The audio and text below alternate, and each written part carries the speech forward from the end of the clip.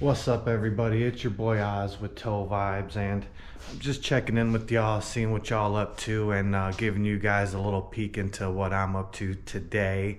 And I'm out in the garage, and I decided I think I'm gonna get rid of the Sportster. I mean, I've had my fun with it. I've only had it for about 3 weeks, but I feel that the 1200 doesn't really suit my need for speed, so to say.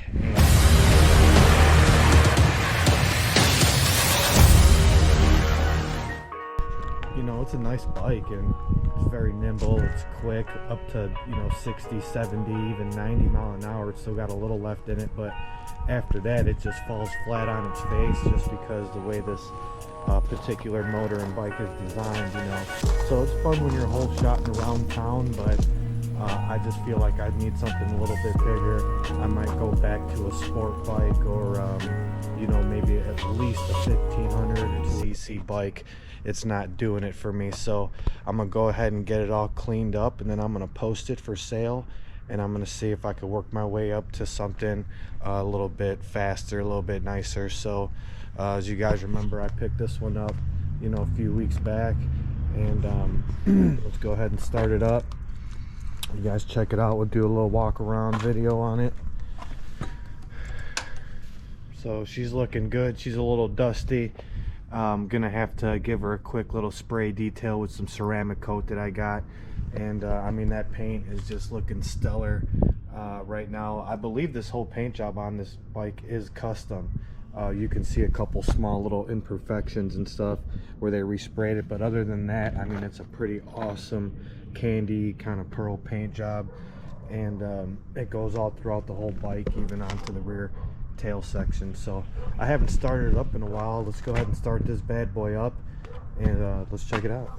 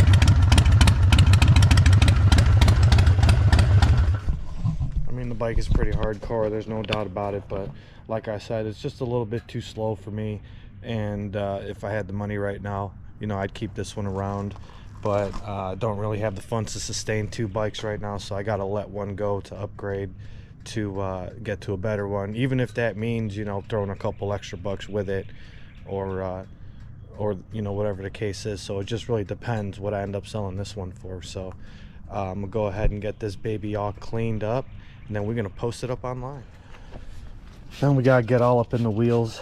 I drive back and forth, or actually ride back and forth to the yard on the bike sometimes, and it's gravel there, so the tires tend to get a lot of kind of dust and crap, and the rims do, so it's important to stay up on them, and using a ceramic product to clean your wheels and your spokes helps repel some of that. So it works for me. If you guys got your own methods, let me know what you do, what you use. I know some dudes use the nano or whatever, but I just pick up the ceramic stuff because it's cheap and local to pick up. So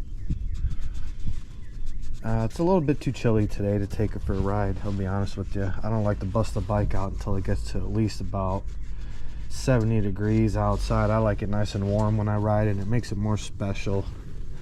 So guys out here, they don't care. They'll be riding, it'll be 30 degrees outside, and that's how I used to be. I had no choice but to actually ride my motorcycle back and forth to work, because I only had one car, and my wife had to take the other car, and I had to take the motorcycle back and forth. So that's kind of how I learned how to ride.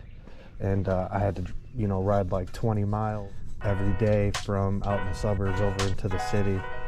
And it was fun, but there was a couple days I got caught in the snow and in the rain, but it made me the kind of more experienced rider that I am. So I try to keep a motorcycle around just so I don't lose them skills. You know, typically you could find something decent for under 5,000 bucks like this. So alright, so I got a little bit of spray wax. We're gonna go ahead and spray it down a little tiny bit. A little bit of ceramic coat there. Kind of just work that in. Put the rag over. That way when I get these pictures, you know, it's gonna pop really nice, and the light's gonna bounce off it really nice. And this bike's pretty clean. I mean, I keep it underneath a tarp because we get a lot of, as you can see maybe on the other side, we get a lot of this pollen in St. Louis. So you could see, you know, you can't really see it, but there's a little green film of pollen that covers the whole chrome and everything, and if you don't stay up on it, it can very well start pitting the chrome. So it's kind of a Harley struggles, you know. The struggle is real. So this particular bike actually has a whole ton of extra chrome added onto it, which I've never seen one with so much. I've seen a couple on the marketplace, but they don't have as much chrome. I mean, everything on this bike is chromed, from the Vance and Hines exhaust to the oil cover, the intake, the head covers, everything is pretty much chromed out on this bike. So she looks pretty good, you know. I wonder how long it'll take to sell. It's not too warm out.